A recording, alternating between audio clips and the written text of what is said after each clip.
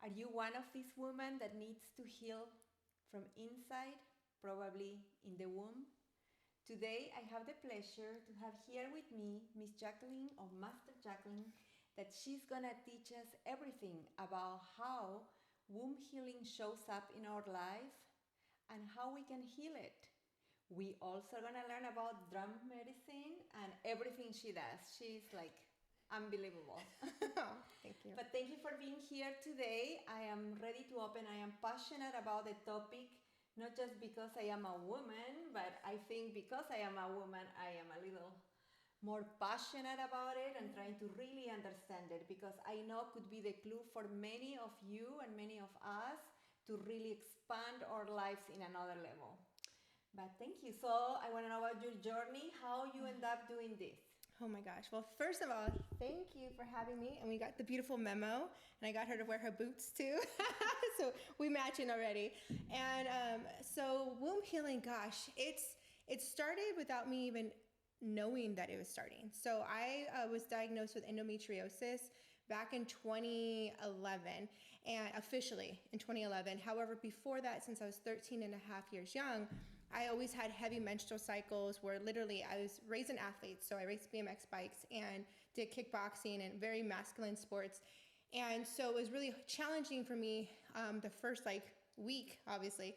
Now it's like the first 3 days I take my time off, but for like the whole week of my moon cycle, which I call menstrual cycle, or we call, excuse me, I was unable to perform athletically. I was in bed, I was cramping, I was, clotting a lot. I'm just being real, like the flow was heavy. And so I was unable to do things that other, teenagers and kids were doing. And my dad was a single father raising us. And it was like, I don't know what's going on with you. He'd always send me to my aunt. Go talk to your aunt. Go talk to your aunt.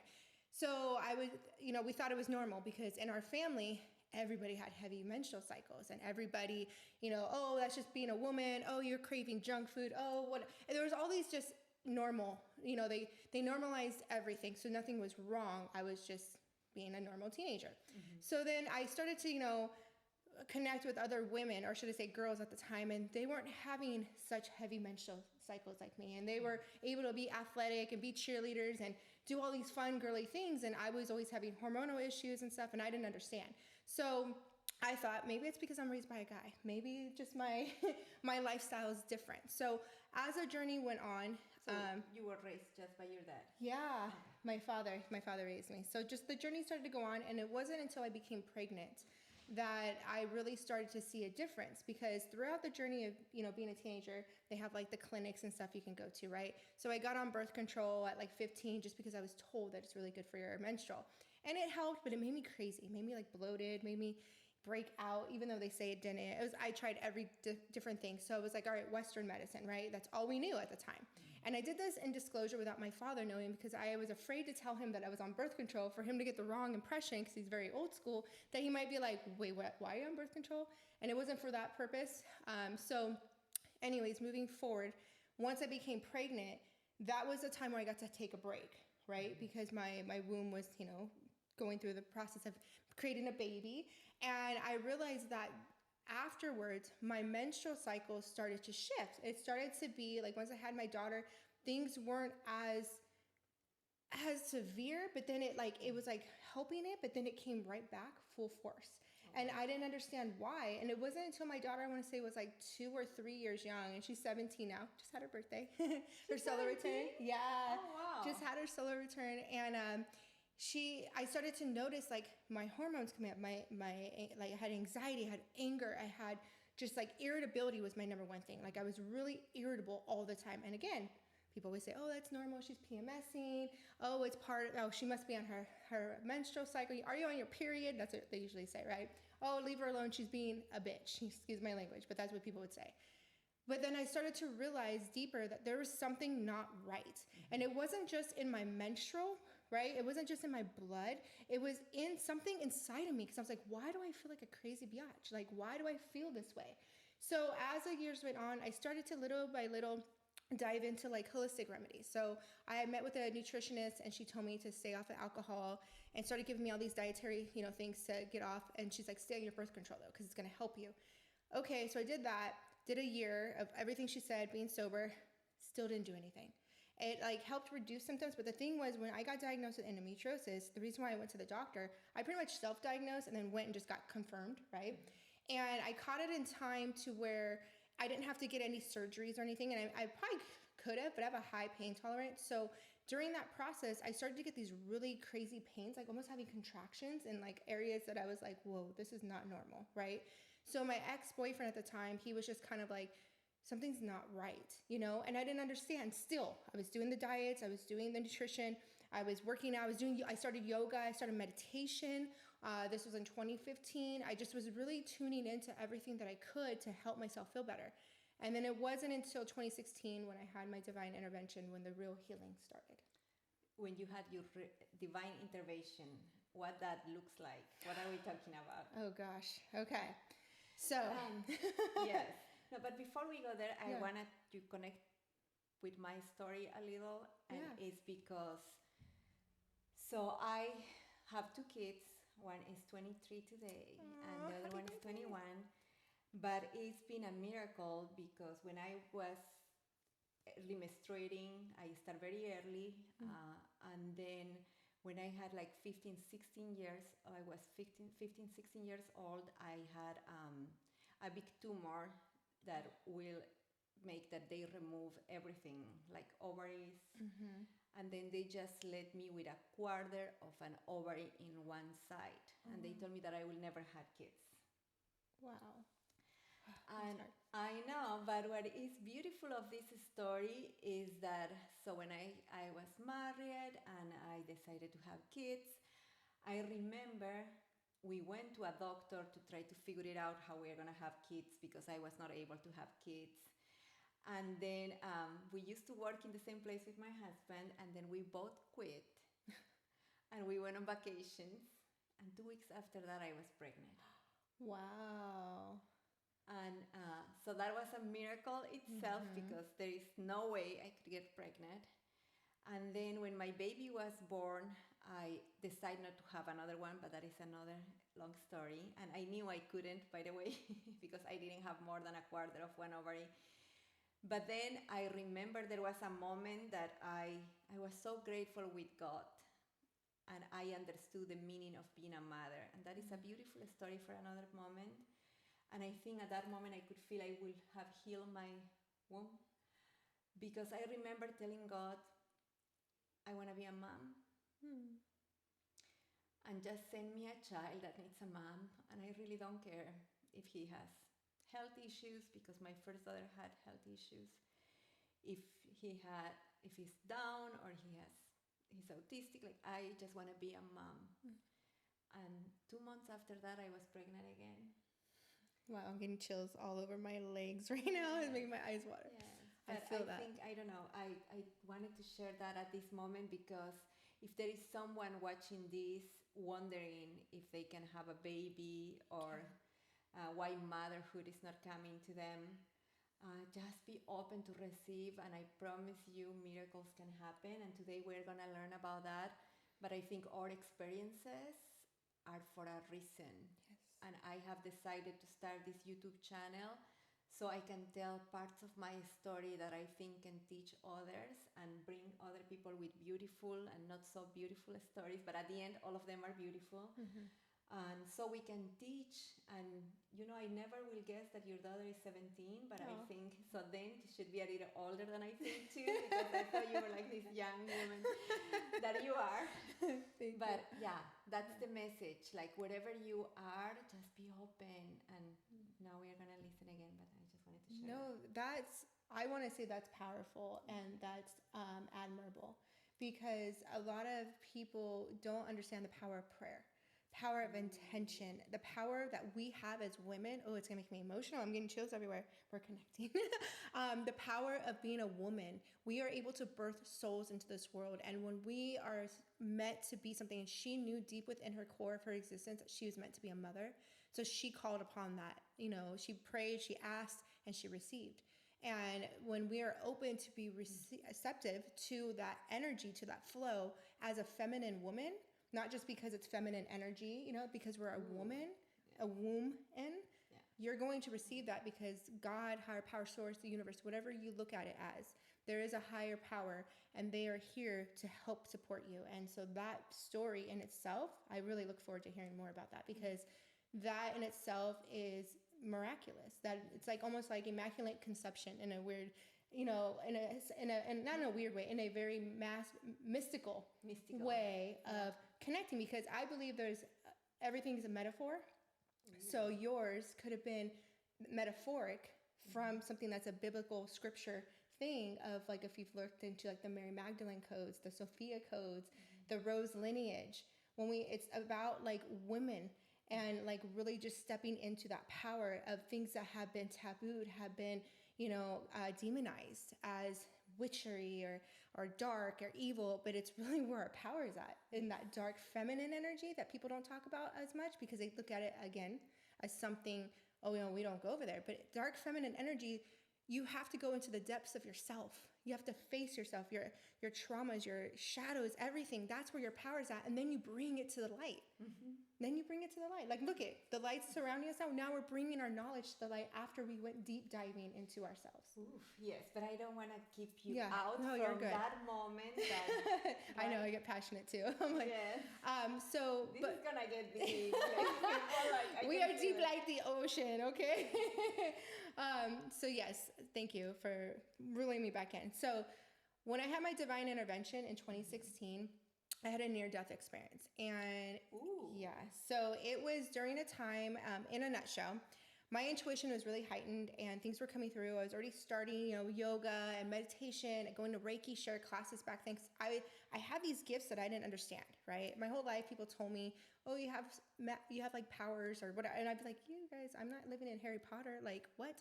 And so anyways, this night, my ex and I he was unfortunately drinking and driving my car, and I had a little CNTC at the time with a 6 shift, so it had like the emergency brake, right? And I had only a couple drinks that night because we were celebrating, because I had just was about to go to New York for the first time. I used to be a national trainer for a well-known, what do you want to call it, like a high-end barbershop, okay? And so I traveled nationwide. And during this trip, I was really excited because I always wanted to go to New York. So we celebrated, had our day drinks, and driving home, it was like I blacked out. And when you black out, your soul leaves your body, or it takes a back seat, should I say, you can say as well. And the entity of that spirit, that's why they call them spirits, right, comes in and takes over. And what it does, it feeds off your insecurities, right? And so in that, I wasn't in a good space. I was in a very unhealthy relationship. I wasn't happy with myself. I was going through a lot. And in that moment, this energy came through me. I didn't know, I was blacked out. But all I remember is putting my hands up like this at one point, and I had this clear quartz crystal that I just felt guided to wear all the time. And I had it right here. My hands were up, and all I remember is seeing or not seeing, but feeling dark, like thick energy coming out of my hands. And this thing was lit up, and we were spinning, okay? Probably going like 50 or 60 miles per hour in Huntington Beach, like this back street. And when we stopped, all of a sudden, I just remember like having my hands up, and I stopped, and then all of a sudden I wanted to it was like I came out of it. And all of a sudden my ex was like, you're effing crazy. And then I looked down and I realized it was my hand on the trigger. I was the one that pulled the brake. However, yes, it was me physically. It wasn't me, energetically, like something else was there. And it was feeding off my unhappiness because we had a little quarrel earlier with some women that were trying to hit on my ex. And it was just kind of like a respect thing. So it came out, right? So moving forward from that, 2 months later, so I went sober. That was like, I'm never drinking again, da da da. I mean, it's a more elaborate story, but this in a nutshell. 2 months later, I got out of that toxic relationship of 6 years, excuse me. And let me tell you, I was toxic too. So it's not to put full blame on him. So it was all about sex, drugs, rock and roll back in the day. And so it was just a different lifestyle. And so anyways, from that point forward, when I got out of that relationship, I was so heartbroken. And I was like, I don't want anything to do with men. So I was told when I went sober, okay, after I had my near-death experience, to take 5 years of sobriety. And the only way I could, I'll be honoring alcohol is if I'm celebrating life or I can trust myself again. And I just heard 5 years. So I made a vow to that. Then when I got out of the relationship of 6 years, I was told another 5 years that I needed to be celibate, that I needed to abstain from sex, and at the same time stay single. So when you say I'm sorry, I was told, who's telling you this thing? A higher power spirit. And how do you connect with that higher power spirit? It's interesting. People ask me this all the time. So it's something, it's just this inner knowing. Sometimes I actually see spirits. Sometimes I actually have dreams or like whatever. For the most part, it's just this inner knowing. Like I hear it. I don't know how to explain it. It's just, I know. Okay. And so it was telling me like, you can't do this. And I was like, okay. So from that, okay, from being celibate during those 5 years, okay, now I'm on my 8th year of not being celibate anymore. I broke that in 2022. But that was the hard one. Yeah, that was the fun part. But the thing was, it wasn't about, I had to learn to heal myself. I had to learn to heal my womb. And I didn't realize that everything has to do with energy. Everything has to do with how and what you put into your body, from your water, from your vitamin supplementation, from your food, from your mindset, to even like daily disciplines of like getting up and routine and stuff, right? So obviously it didn't all happen like right away. So the first thing was celibacy. During that time of abstaining from sex, I literally was going on these shamanic journeys. I was going to different classes, traveling to Sedona, doing all these different things, learning my gifts. And, you know, I was just guided. Like I felt like I was a weirdo because everyone was like, what's going on with Jacqueline? Like all of a sudden she's like tapped into all these things and people were like, something's wrong with her, because I was so focused on healing myself versus like I did, you know, I worked in the beauty industry and then I became a body sculpting technician. And really when I started body sculpting, it's when I really started to see more with my gifts. And a lot of women were coming to me and I could tell that they had a lot of womb trauma and like, and a lot of these different things. And I didn't know why. Like, why am I experiencing all this? So on this journey, what really, really started to make it become more known, I guess you can say, was in 2018 was when I really started to see, oh my gosh, like things are getting better. I'm starting to feel better and there's still things missing, but I feel better. I'm on a shamanic journey with a shamanic guide in Sedona in October 2018. And I had this profound, it was all through holotropic breathwork and through the drum. I've always been guided by the drum. My ex was a drummer. I used to go take drum classes, go to drum circles, but I never had a drum. I just always was like, oh, I want to go and whatever. And so when I started to connect that the drum is the heartbeat of the earth, right? It's a heartbeat of your heart, and it's a heartbeat of your womb. Ooh. So when you start to connect all these things, and in my vision, but you have to repeat that because I never hear it that way. Oh, really? I connect that. So the drum is the heartbeat of the earth, which is also known as Mother Gaia, Pachamama, which is also the heartbeat of your own heart, right? So we're connected there. And it's also the heartbeat of your womb, where we also birth souls, so the fetus and everything. And as women, this is really where our gateway is. We're the portal to the divine. Right? And some people say we're a portal to God, right? We're goddesses. We're gods and goddesses here, a fractal of source. And so when you start to tap in, it's like this journey was just like it's like people always ask me, what'd you do? I was like, I just started to invest in myself. I started to, you know, I wasn't drinking. I wasn't having sex. I wasn't mingling with all these people. I was really focused on myself. And I know that's not for everybody, right? But I really went into hermit mode. No, but that is important because I have also a time and recently that I, in a different way, but I went inside. When I felt like the world was falling down around me, I let go whatever was happening outside and I start increasing my meditation, like whatever it looks for you, what brings you that connection. But I truly believe when you go inside, outside is going to start changing as you start healing. And that is the only way you can really affect what it comes from the outside. Because whatever is showing up at certain point is already there. You already manifested that. You have to go through that, wherever you can see it. Those are the leftovers of your previous thinking or your contracts, whatever you did. But what is coming, you have a lot of power over that. And I love what she's telling us because, and she did years, like I have never gone so extreme, but I have been extreme in other ways, like meditating for me is huge. And how I'm going to increase my meditation hours is... That's your gift. Yeah. That's your gift because it's a channel. We're all oracles. We're all different. And, you know, I can go into meditation, but now I've learned different ways of meditation. I've learned immersive meditation, active meditation, where I can be at the gym and have an intention and set it out and I'm still meditating. I'm just actively doing it, you know? So like with the womb, just to complete that, it was a journey. And when I started to see more how everything was connected and how it was really coming through my lineage, excuse me, because in 2018, in April actually of 2018, I met my spirit father, who's my spirit guide, and I call him Ayawinka guy. And because he came to me as a spirit form, and I was supposed to climb this mountain and all this stuff, and I was so tired. Me and my friend drove for our experience. I was like, you got to go to Sedona with me, and it's for her birthday. And so we had drove it, and we were just exhausted. So I was falling asleep, and I was like, oh, putting snooze on the button. But I was told, like intuitively, energetically from my guides before I met them in person, that I was supposed to climb Cathedral Rock and set intentions and read this thing, all this stuff. And I was like, no, I will do it tomorrow. Well, something comes in, and all of a sudden I hear, Ayawinka guy. And I jump up out of bed, and I see this apparition of this Native American chief with a white wolf, and he was fully human, and then he started slowly going away, and then he was no longer at the door, and the front door was open. That was the wild part. We're at this bed and breakfast. So from there, my Native American roots, should I say, my indigenous, my ancestors started coming through. Then I started to go on this journey down that path, more shamanic.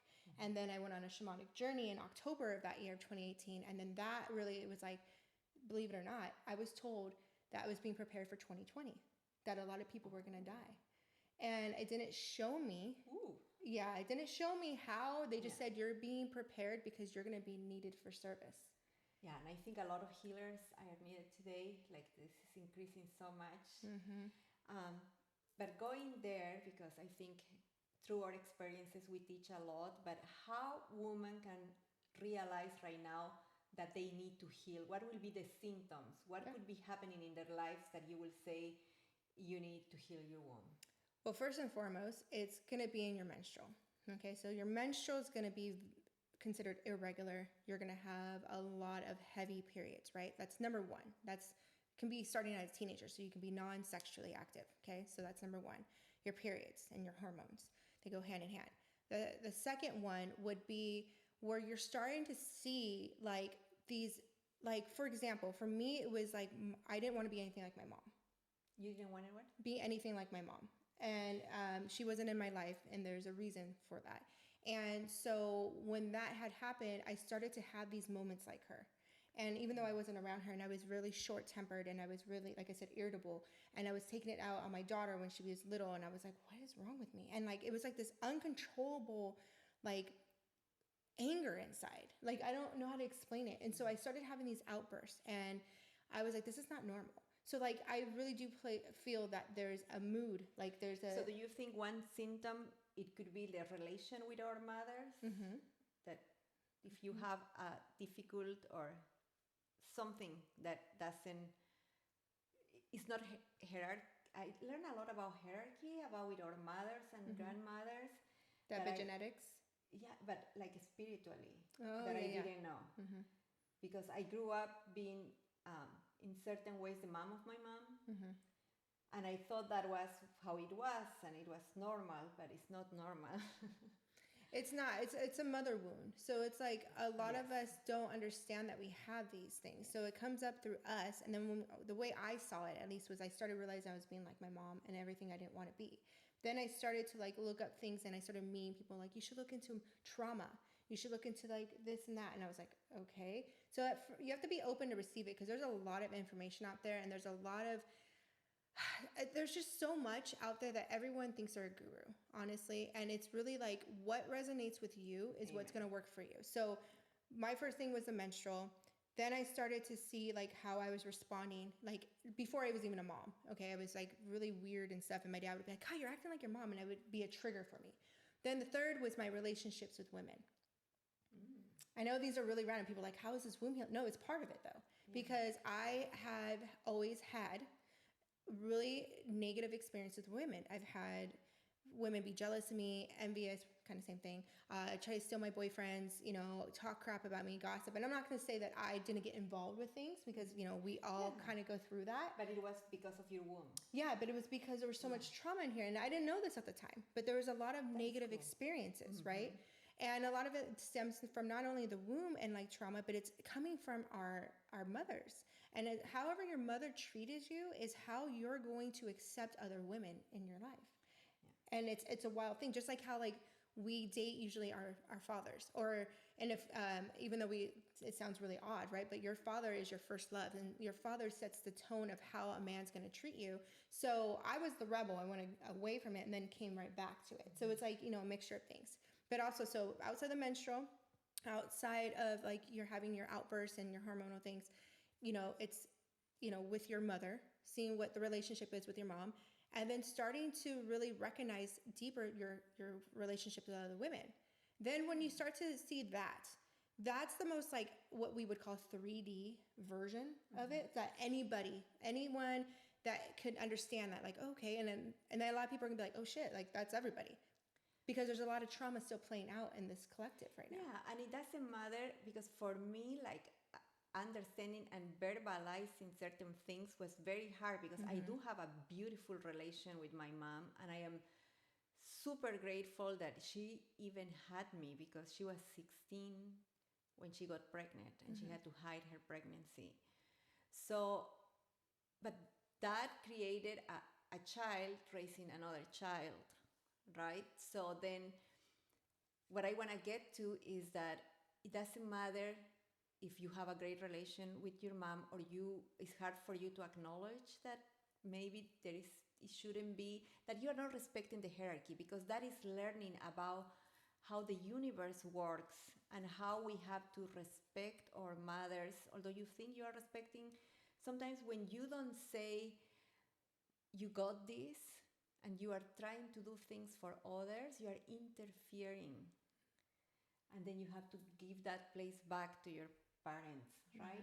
And I think we're going to get in a beautiful topic, because you are taking me there, that is the masculine and the feminine today. Because I think we are today very chingonas, like wonderful women, right? We do it all.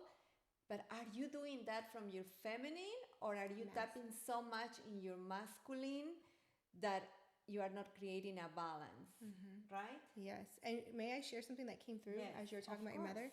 So it's so beautiful that you had a wonderful relationship with your mother. However, the womb trauma is, there can still be some kind of trauma when she was young, and where her mindset was, and her having to hide you and stuff. That's where the epigenetic inheritance comes in, that like Dr. Joe Dispenza talks about a lot of the time. Are you familiar with him? Oh my gosh, you don't know? Like, me and Joe Dispenza have a thing, like I've been studying him for like 12 years. I love him too. Okay, we're going to have more topics on this, our conversations. And so the power of epigenetic inheritance is something too, like when we're not healthy, okay? So, because the way I was raised was like, we were always on the go, eating, athletic, and I ate like a guy, because my father, raised me, so it was always fast. So the thing is, it's like, however our mindset is, our mentality, when we get pregnant, all that stuff comes into here. So if her, just using you as an example, if her mom was under distress and had to hide, and maybe she didn't feel right, even though she was like, hey, she's a great person, but inside she was having a lot of challenges. Fear, yes, fear. That's huge, right? So that is going to be birthed into her child. So even if the man is positive, say your father was, or he had any, challenges, that's still going to come in. But the mother, we're holding them. So that's why a lot of men will blame mom. So like, oh, it's her fault. Well, yes and no. It's also the thing, it's just a mentality. Like, where's her emotional, where's her mindset, excuse me, where's her emotional, what's the word I want to look for? Emotional, state. Yeah, there's another word I was looking for, but yeah, where's her heart at, and all these things, her spirit. So that gets put on to like Monica. So she may be fine and stuff, and then all of a sudden one day she might have a fear come up of abandonment, or not feeling seen or heard, or like she has to hide. Ooh. And she's like afraid, and she's like, "Where is this?" Yeah, like, come on, what's coming that through? Makes sense. What's coming through for that? Is that like I said, like for me was because I had parents that my dad was 23 when he found out my mom was pregnant, and they tried, right? And they raised us, like I have a brother after that, but it was very hard for them because they were not prepared for that, like mentally. So they end up divorcing, and yeah, like I had to heal the abandonment that I felt from my dad. Like, and it's hard to speak, because I understand now that they did the best they could where they were, right? But that is a whole journey to get there. And and what you have to respect, and that's what I learned, that the little girl, she couldn't understand that. Mm-mm. So then you develop certain defense, right? Or the Yeah. way that you see the world, the way you interact with masculine energy and your own energy. Yes. So it's been a gift at the end because I think that makes me very empathic with a lot of women. But yeah, it's a whole journey, and it's totally what she says. And it's not like intentional, it's paths that we decide to live. And I would not change my parents for anything in the world. And I am beyond grateful, as I said, with my mom that decided to have me, because she could have aborted me. But she didn't, and I cannot imagine at 16 to have gone through all of that, right? Mm-hmm. It's wild, and it's so beautiful, and that's why, like, with womb healing, like, there's not one way. And that's the thing. It's like it comes up for so many people, and I get asked this all the time. People are like, well, what's womb healing? Womb healing is healing your womb and healing your lineage, healing your ancestors, and pretty much the most simplest way outside of what I already shared with you is breaking the cycle. Breaking you're taking the my cycle. question, yes, because the courage that you have today to heal that, you got it. And that goes back 7 generations to 11, some people says, but it also goes up front. Because wherever you don't heal, your kids will. Yep, and that when I learned, I'm getting chills so massive right now. When I learned, when my daughter was 9 years young, is when I had my near-death experience in 2016. And when some lady told me during my energy healing courses that I was going through, she said, you came here. She called me, like, it's a funny story. Everyone, they're doing spirit animals, and everyone got a spirit animal. And she came up to me, and I already knew she was gonna like make me something crazy. And I was like, just make me a wolf or a hawk or something, like.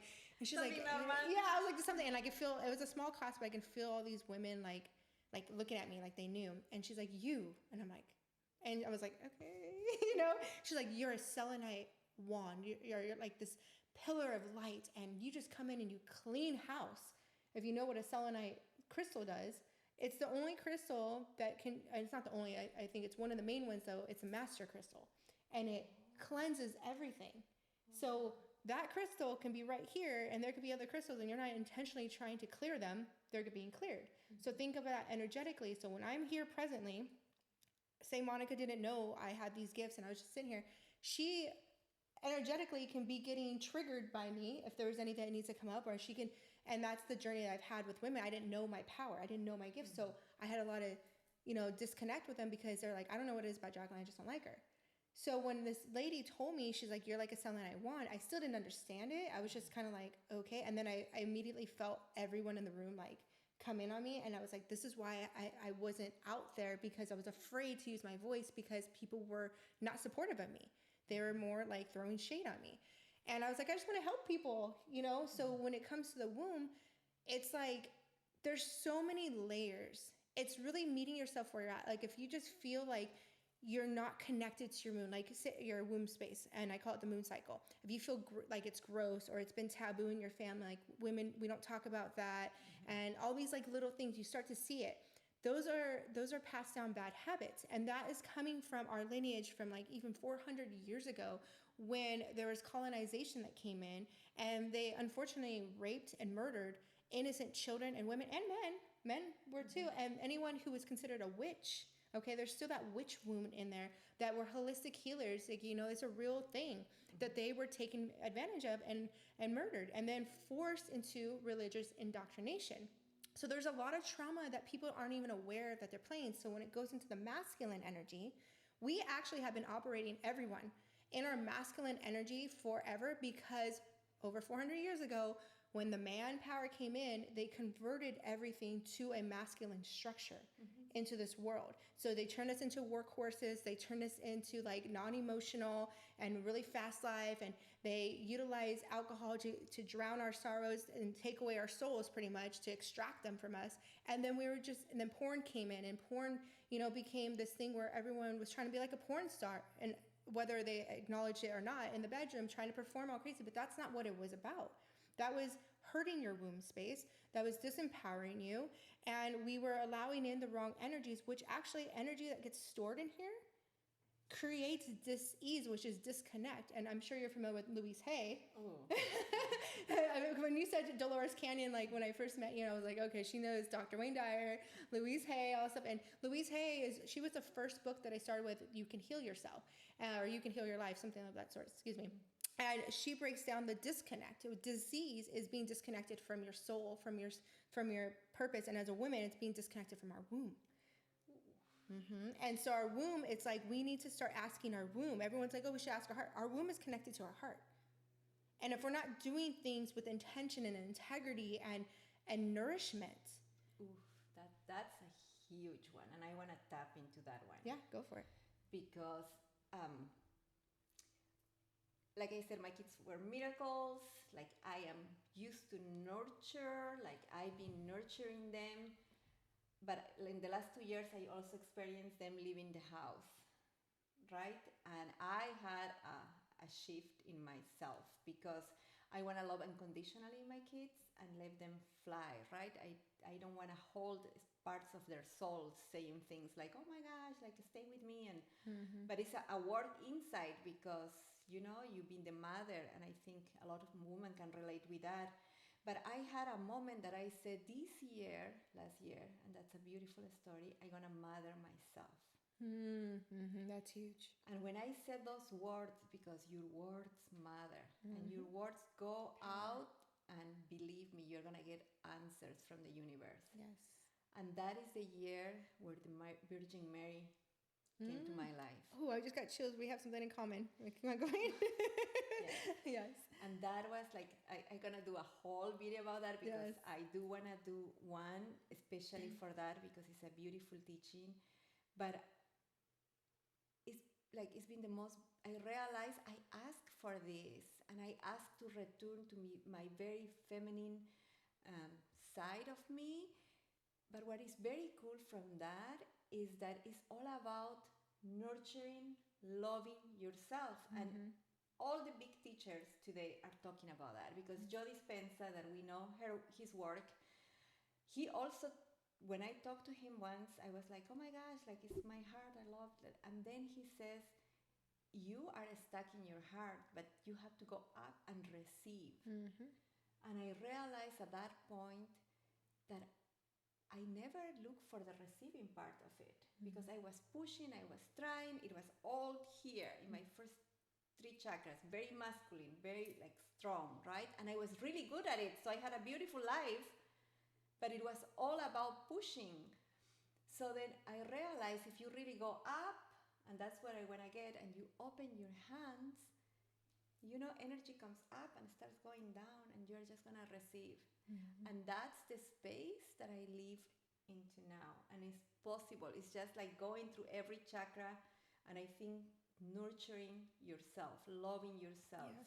Yes. Oh my gosh, we have so much in common. It's so beautiful. I can just see it, and it's like for the longest time. So I was raised Catholic, and okay, Catholic school. Yes, okay, yes. I didn't do school like that. Excuse me, catechism.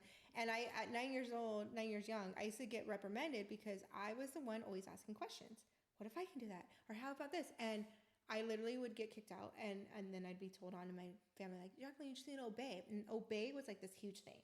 And I was like straight A student. I, had honor roll. I was in GATE, which is like a special class that you would take for the gifted and talented children. I don't forget how the terminology is for GATE. Anyways, and I always knew better. That was my thing, because I was the oldest too. So everyone was like, you know better. And so when I would start to ask questions, it was kind of like, we don't ask, you just obey. And you're a woman, you're a girl, like you just listen. So I never made it to my first communion because my family went through a divorce, whatever. And it was like a blessing in disguise for me. However, I fell away from all that because I was forced to do Catholicism, right? I love the religion, or the practice, and the religion, because they like the candles. They're all about like the roses and honoring, there's certain things that I do take in for my daily life. And I still go back to, cathedrals and stuff, because I truly want to own a cathedral one day. I think they're so beautiful. And it's just the energy in there, right? And so with the Virgin Mary on my spiritual quest, I've always would run into the Virgin Mary as like a symbolism, or someone would come up to me and tell me, oh, have you thought about the rosary? Or they would gift me something and it would be the Virgin Mary. And I was like, okay, is it because I'm a virgin right now? Like, like all these things because I was on my celibacy. They're like the Virgin Jacqueline. Like, it was like this funny inside joke with my family. Then I met these elders from an indigenous tribe. I'm forgetting the name of it, in Mexico. And they were called like ancestral something on Instagram, but they're no longer there. I don't know what happened to them. I met with this elder named Anita, and she felt guided to talk to me. And she's like, I want to share something with you, because at the time on my social media, I was sharing things about, I don't know what's going on. I'm not Catholic in that sense, like of religion, but I can honor things, right? Why am I being guided by all this stuff, right? So then she told me that back in the day, over 400 years ago, that Virgin Mary actually is a representation of Mother Earth, of the Pachamama, of honoring the sacred feminine and all this stuff. She's like, it's not an actual person. They put it into a person form. But as the indigenous did before, so that they would live during the colonization, when people were getting killed, to save their families and themselves, they, anointed themselves in the name of Jesus Christ to save them, and created this beautiful altar in honor of the women and empowering. And they were supposed to pass down through the lineages the truth. But at some point it got cut off, and then it went into just the masculine energy, and it went into suppressing the truth of what the beauty was, right? So then that's why now there's a lot of women, that are confused, and they want to go back to church and stuff, and that's totally fine. But it's more than that. They're still honoring only the masculine energy.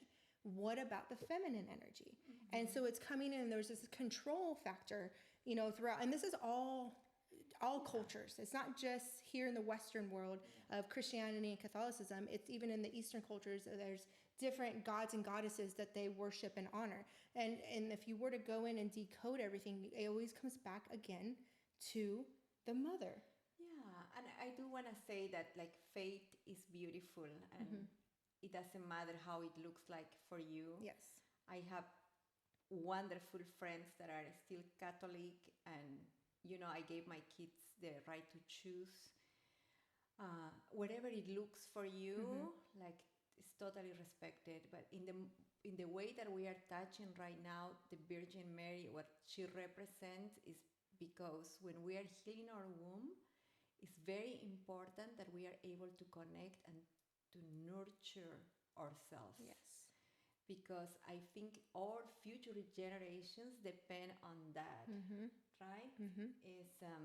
Is important. And yeah, I just wanted to add that. Yeah, no, I'm not putting anything down. I've had my time, don't get me wrong. Like when I was like anti everything, because I was trying to figure things out, and now I see everything as like, look, we can all coexist. There's beauty in everything. It's all with intention. What's your intention? A lot of people are just misguided, though. A lot of people just do it. But saying, I gotta go deep here, because saying they are misguided is a judgment. Right?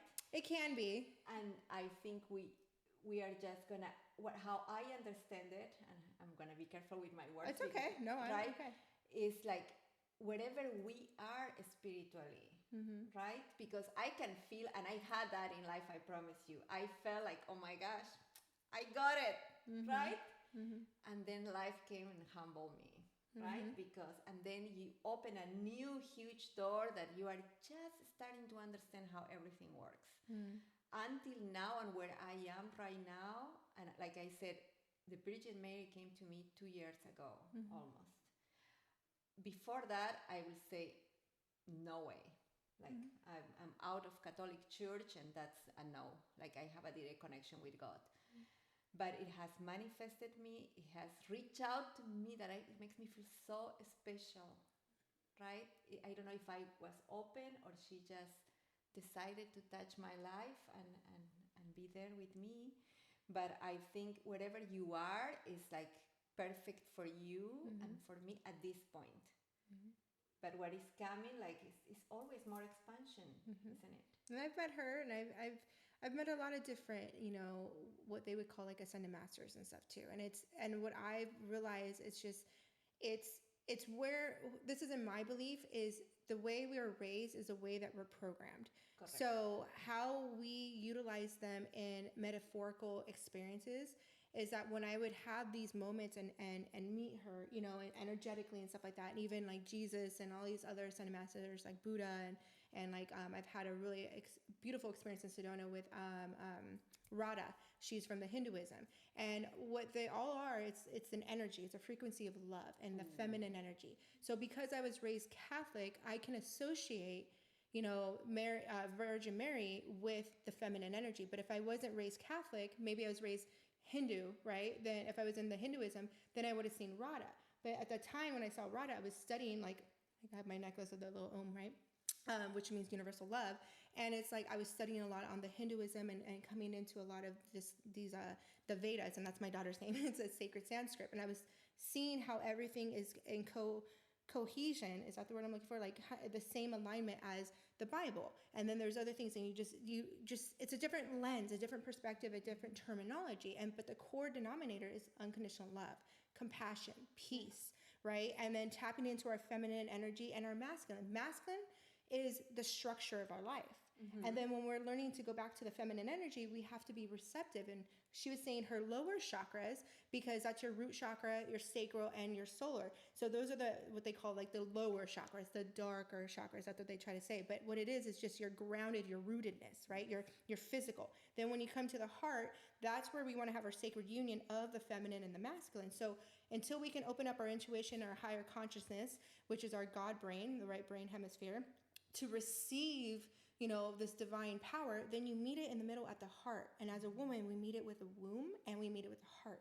And that's how we really learn how to tap in. I, you know, was so good, you know, with my lower chakras when I was unconscious with things. I feel like I was always conscious, but I just turned it off because I was trying my best to like not be such a black sheep. And then when I started to tune back into it, I went really high up into the cloud, where I wasn't grounded. So I wasn't rooted in the physical. I was too up here for a few years. That's a very important question that I always talk with my friends or people that I am able to have these beautiful conversations. How do you balance? Because I also when you reach here, it's, you know, coming back here sometimes. It's hard. It feels super nice to be up there, but we are still in a third dimension planet, and we need to enjoy this experience. Yes, right? we're here. Because we chose it. Yeah, we're here as a souls to have a human experience. And that was something I feel like if you go through that experience, so it sounds like you went through it too. We were meant to do that so that we can be the embodiment of the sacred union balance of these women, so that we can teach others so they don't get lost in the clouds or they don't stay stuck in the 3D realm of toxicity. Like, I'm finally in a space now, once I came into my self-mastery, doesn't mean I'm perfect. I'm still fine-tuning and embodying more and more. Now I'm coming into like, expanding. now I'm coming into like, what is my birthright abundance, right? But I had to go through some journeys and learn to know what it's like to be poverty-driven and not have anything and give everything away and then now rebuild myself. But coming from a positive intention, not from what I call dirty money, to more divine money. Like, now I'm like intentional with how I'm building, and it's not just to make money, if that makes sense. So it's like, before it was just like, I used to bartend, I used to do this, I used to do all these things just to survive. Now I'm like, okay, this is more purpose driven. This is why I'm here, and I'm gonna build on that and make sure that everything I do is in an integrity with what I'm here to do in this life. And as we bring down the knowledge of the higher realms into this lower realm, they call it, on the earth plane, but you connect it here, you can enjoy life. You can have a glass of wine with intention. You know, I say a prayer before I have a glass of wine. I don't drink if I'm going to do healings or anything, because it's a frequency. But the thing is like, if I know I don't have any work for a few days, I'll enjoy a glass of wine. I set an intention to my heart and to my womb. I honor it and I celebrate. No, I've been always in this like frequency of, you know, creating and growing. I have a very easy to live in the stars, wherever.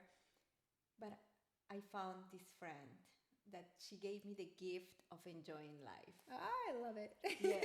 And you know, looking life through her eyes was so interesting for me, because I think that the fact that I was like giving the gift of life for my mom, and then I was a 6-month baby that almost didn't make it, and I remember the moment that I decided to really be born. because I have done regression to that moment, and I know I wanted to live so, but I always had this thing of responsibility in my head, right? Like my life has a purpose. Like I never really relax and enjoy life. Then I found my best friend that she's light and she is like celebrates everything. She has so much love Oh, I love that. for life, and I'm like, wow, like it's like, but what is the purpose of this, right? So, and I have in the last years to learn to enjoy just for the joy of it, and wow, I think that is being grateful with life itself.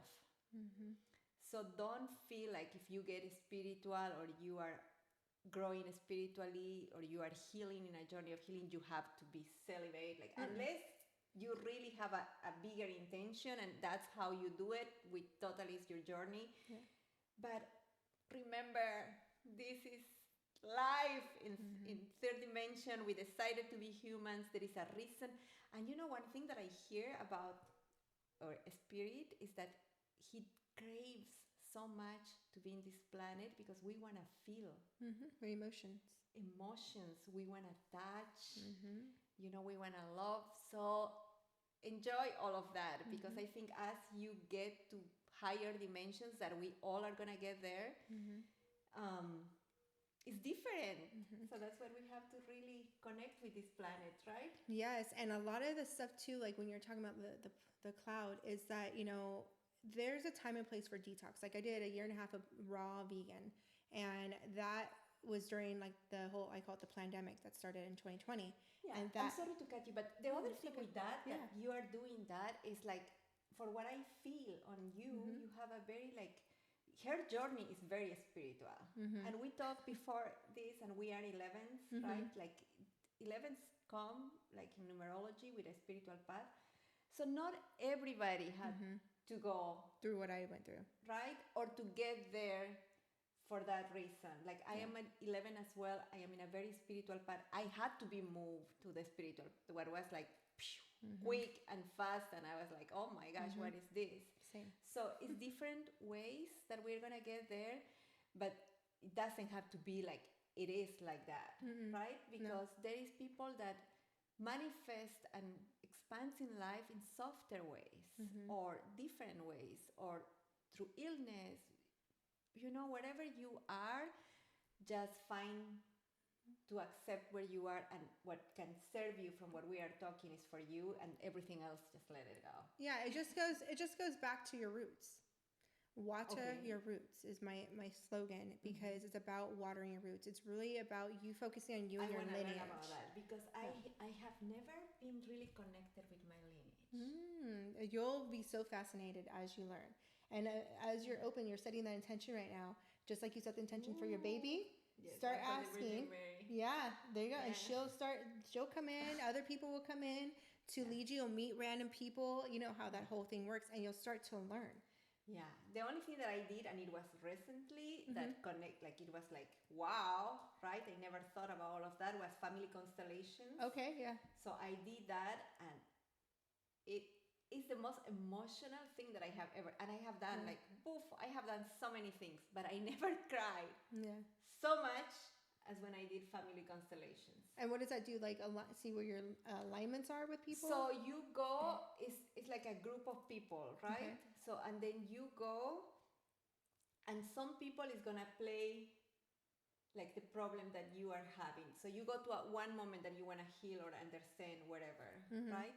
So, and then they start interacting, and one can be your mom, and then another person come and is going to be the mom from your mom. And what was interesting for me, and that is when I was sobbing,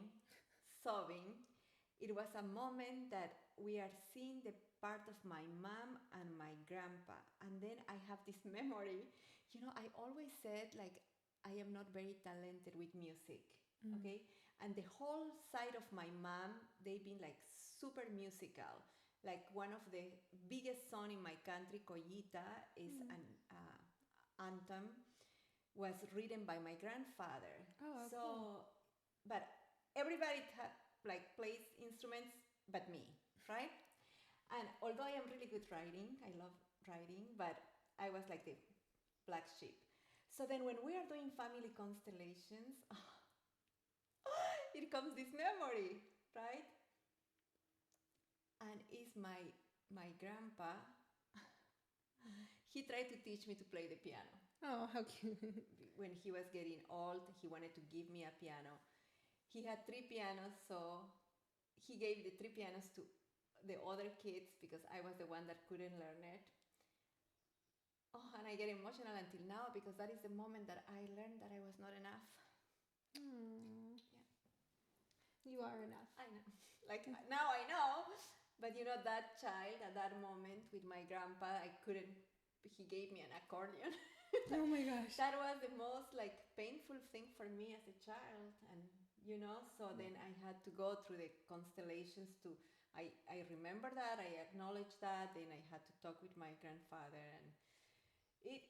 But you see it in other people playing that, and you are just looking at that. So it was an amazing experience that also taught me about hierarchy between your mother, grandmother, the mother of your mother, where I learned as well that there was a lot of disappointment. You know, my mom got pregnant at 16, so her mom was very angry at her. So, and you don't know that you are carrying all of that. And now I'm getting the chills. And then her mom of the mom had also disappointments with the mom of my mom. So all of that came. And believe me, that was like, wow. So I am starting to learn, but now I want to learn more from you about ancestral. It's like I said, you want to know what womb healing is? This is womb healing. This is womb healing 101. You have a conversation and you ask a question and then it just flows because there's not one way. It does come into your diet, like I said. You can see it in your menstrual. It's all within your temple. You are a sacred vessel, okay? This is your sacred temple. The way you treat yourself is how you're going to heal yourself. And the only way to heal it is that you have to face it. So you have to heal it, you have to feel it, to heal it, to clear it, right? So if you're going through any of these symptoms, I just want to say before we get into another little flow here, is that like if you feel like you have, you know, challenges with your menstrual, you're having challenges with pregnancy, maybe you've had miscarriages, you know, and whatever you can the things find a husband because you are so much in your masculine, right? And you don't understand why you cannot get married, right? And you want, because if you don't want, it's fine. It's just a matter of like there's so many ways of seeing things. Cancer, yeah. Like in breast or in the. I had my endometriosis, which I guess was considered cancer, but I never looked at it that way. I just looked at it as like I need to heal this, so that I was on a journey to heal that. And like I said, I was intuitively guided. So when people ask me, sometimes I'm just like, it just kind of started and it kind of led to things. And that had been my challenge. And it still can be a challenge for me, is learning to articulate my journey, learning to articulate how did you come into mastery, Jacqueline, for yourself? It's like, I just started to see the patterns and cycles in my family. And when we were talking about epigenetic inheritance, like when I went sober, I really saw everyone for who they were even deeper. And I saw the trauma they're playing out. I saw the bonding that they only bonded through alcohol. I saw that I was only bonding with, you know, my ex. And here's the wild part. This actually, you'll love this. I had never been intimate with anyone without either being high or drunk. So when I realized that during my sobriety and my celibacy, I was like, holy guacamole. So when I broke my celibacy, it was with a friend of mine that I had chose back in, it was actually on 2222. I was like, today's a date. And it was a friend of mine that I had no emotions for, but I knew he liked me. I was just feeling spicy. I was like, do you want to try something? And he was like, what? He was like, made his whole day, right? His whole life. And so we tried it, but I realized I can't do this because I'm not in love with you. And it was really awkward. And it like, I just wanted to say, I was like, damn, I need some work. Okay. You know, I'm just being real. I was like, okay. But it's because I realized when you're not connected with someone and you're sober, in a sober state too, you really feel everything. And if you can't feel anything, because there's nothing there to feel. And so we drink and we do, you know, we smoke cannabis, we do all these things, like all these things I've been guilty of. And, you know, to feel something and to be like, oh, we're connected because of this and that. And it's like, okay, but how are you when you're sober? And so it becomes this false illusion of love. It becomes lust. It's called drunk love. It's, you know, even the spiritual communities, people do all these plant medicines, but if you are doing something when you're on a plant medicine, it's not real. You know what I mean? So it's like learning to do things sober. It's uncomfortable. It's foreign. But as you start to work through that and then you start to align with people that you're actually connected with, it becomes a different experience, right? So I've been on that journey of learning and realizing that even in my womb, you can feel when you're not met with someone because you'll repel them. Your body will naturally like tense up and not feel, and it's not just nerves. It's like a different feeling of like, oh, that's like, it doesn't feel right. But you're trying, as women, we're like, oh, we'll take it for the team, oh, whatever it is, like, right? And I've had all these experiences when I wasn't drunk and with partners, like when we're sober, and I was like, oh, it's probably because I have endometriosis. Oh, it's probably because of this. Well, yeah, that played a role in my cervix and everything. However, at the same time, it was my body's, intelligence, my womb intelligence trying to tell me, get this shit out of you. Like, this isn't for you. It's toxic. But we don't know that until we tap into our innate power in our womb space and actually listen to our womb. So when we do an upside down triangle and sit here and take some deep breaths, like, and really like tap in, like the first thing you do when you wake up in the rising, everyone, like, I always pray and say thank you. And then I get my hands and I sit there for a moment and said, okay, what is my womb wisdom for today? And I just sit there for a few minutes and then I will journal. Oh, wow. And then I have my day. We're gonna end up with this when we end up, but I don't wanna pass something that you said that I found fascinating. Yeah. And is I feel you are taking life as it is. Mm-hmm. Like as raw as it can be, right? Mm-hmm. To be really able to feel it. Mm-hmm. Because like you said, you can mask so many feelings. Yep. And I think that is a teachable moment, like whoever can really hear this, because I think there is a lot of power in that. Right? Yeah, it's like we numb ourselves, mm-hmm. right?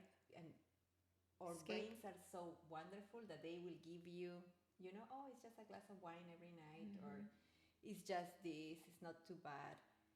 But to have the courage to live and be present and be raw and really feel what you're supposed to feel, mm-hmm. that's courage, and I honor you for that. Thank you. You're gonna love this story then.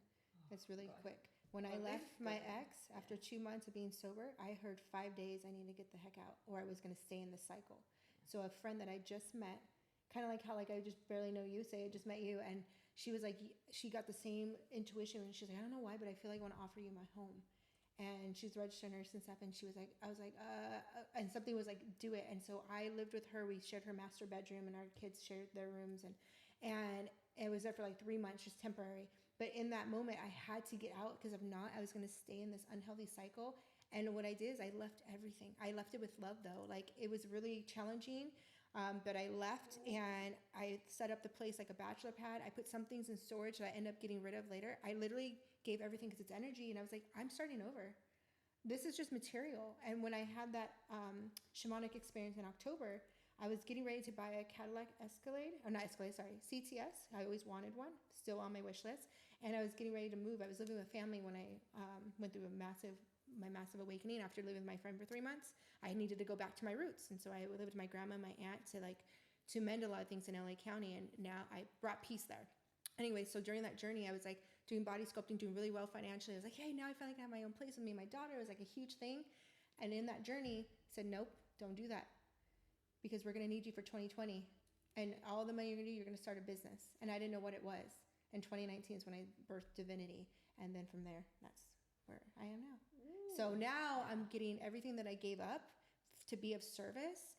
And even there's some things that I could have done better. But at the time, I was just like really in the cloud of like, okay, I meant to do this, this, and this. And I was just following it. And it played its role because when the world got shut down, I was in Skid Row of LA, smudging people, over hundreds of people, hugging them and activating the third eyes and just being loved. I looked a little crazy. I had like war paint on my face and wore a white dress, but I went out there to Carson City and Echo Park when everyone needed love.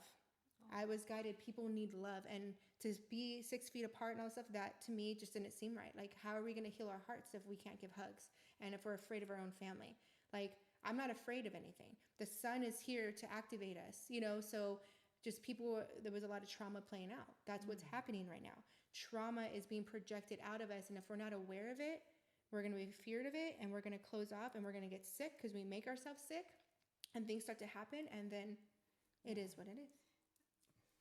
In your story, what I want to say is that I think for many of us, there has come a point in our lives that we have to let go and the world crumbles around us, Yeah. right? And the power that comes, the freedom, and that's the word. When you really let go, that is the biggest gift that I have had after my kids Yeah. in life, I guess, because there is nothing like that. When you really can let go from whatever was your identity built Yeah. around, right? If it was your house, if it was your business, if it was your health, either, Yeah. because all those are things, Yes. right? But So your true. soul is intact. Nobody can go there unless you take them there, right? Yeah, nobody will take that. And that's the one thing my family always said. My dad's like, you have this warrior spirit. Like, you're so resilient. There's nothing that can break you. And even though there's times where I feel like I'm broke, like, it's like I get back. There's just willpower in me that I can't stop and conform to anything. I know that I have a higher purpose and I keep going. And now things are fully aligning like this. And this is really beautiful. So thank you for having me. Thank you for hearing me. I pray that you got some value out of this. But before we go, am I able to share my drum medicine for you?